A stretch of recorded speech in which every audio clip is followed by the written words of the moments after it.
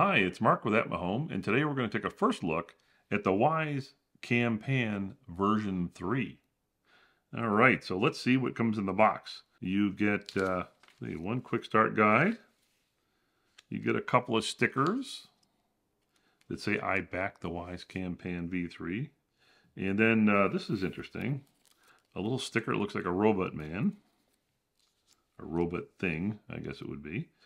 And comes with a power cable with a little right angle connector on it, power plug, and a bunch of screws to hook it together.